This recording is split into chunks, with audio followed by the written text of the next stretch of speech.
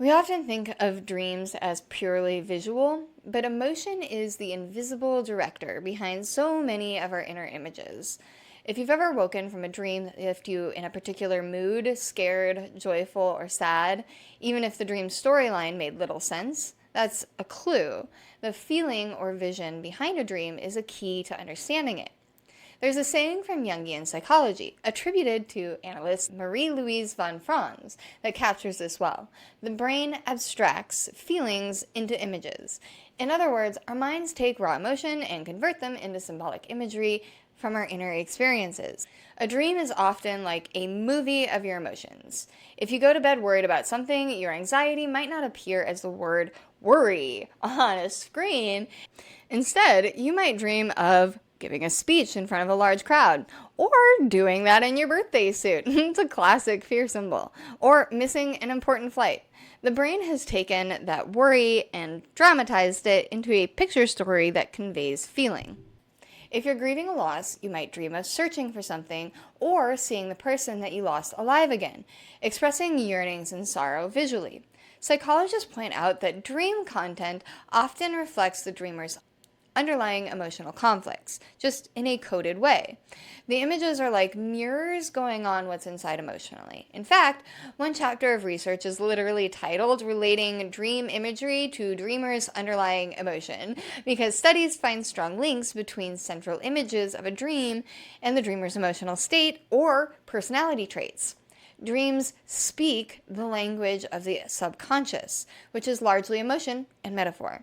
This principle applies not only to nighttime dreams, but also to waking visionary experiences, and even day-to-day imagination. For example, an artist might paint abstract shapes and later realize that the colors and forms perfectly captured how they felt internally. A person in prayer might have a mental image of light or warmth that corresponds to a feeling of love or peace in that moment.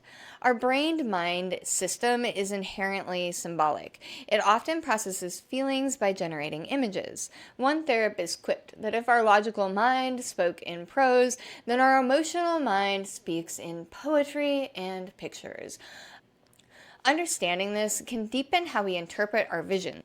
Instead of taking an image at face value, we ask, what feeling does this image carry? For instance, if someone keeps getting a mental image during a meditation of a vast ocean, it could symbolize a feeling of overwhelm or freedom, depending on that person's context. For instance, I don't have thalassophobia. I would feel it probably more as freedom, maybe lost. But my fiance might feel that as overwhelm or fear because he does have thalassophobia. The image is the brain's way of giving form to feeling. Neuroscience finds that during REM sleep, when vivid dreaming happens, the emotional centers like the amygdala are highly active, while the parts of the prefrontal cortex, the logic center, are relatively dampened. So the brain at night is literally primed to emote and visualize, rather than to think linearly.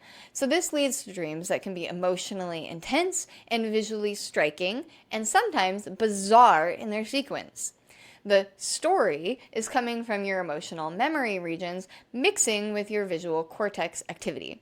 So, what about visions in spiritual contexts? Often, strong emotions are involved there too. The ecstasy of the saint's vision, the collective fervor of group prayer, etc. And emotions like devotion, fear, or euphoria can trigger inner imagery. A dramatic example is that in times of extreme grief, some bereaved people actually see or hear their loved one briefly, a phenomenon known as bereavement vision or bereavement hallucination.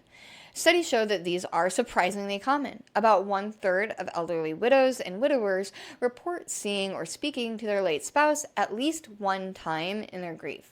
This shows how crushing emotion can produce a compelling inner vision of the person that they yearn for. The brain in grief is generating that image as a way to cope, momentarily soothe that emotional pain. To the individuals, it feels very real and very comforting. While skeptics might label it a hallucination, another perspective is that it's the mind's attempt to reconcile intense feelings through a sensory image. The implication of brain abstracting feelings into images is that to decode our visions, whether dreams, meditative visuals, or imaginative flashes, we should pay attention to the emotions inside of them. If you get a sudden mental image during prayer or intuition, what emotion is accompanying it, or what does it invoke? This is a big clue to its meaning. Likewise, if you're trying to cultivate inner visions, say in active imagination or visualization exercises, knowing that emotion is the fuel can help. You might deliberately infuse the practice with feeling. For example, visualizing a healing image while feeling love or compassion so that the image becomes extra powerful. It's the salt of emotion. In summary, our inner sight is intimately tied to our heart. Visions aren't cold, cynical pictures, they're living symbols of how we feel. By recognizing this, we can better understand and interpret experiences like dreams that dramatize these unresolved feelings and appreciate the wisdom in our own subconscious. Emotions give visions their color. Emotions give visions their color, intensity, and in turn, visions give emotions forms to communicate with us. It's a beautiful loop. Feeling fuels imagery, and imagery can in turn spark feeling. That's why both artists and therapists pay close attention to the images that arise from within. They are usually rich with emotional meaning, a direct line to what's going on inside of us.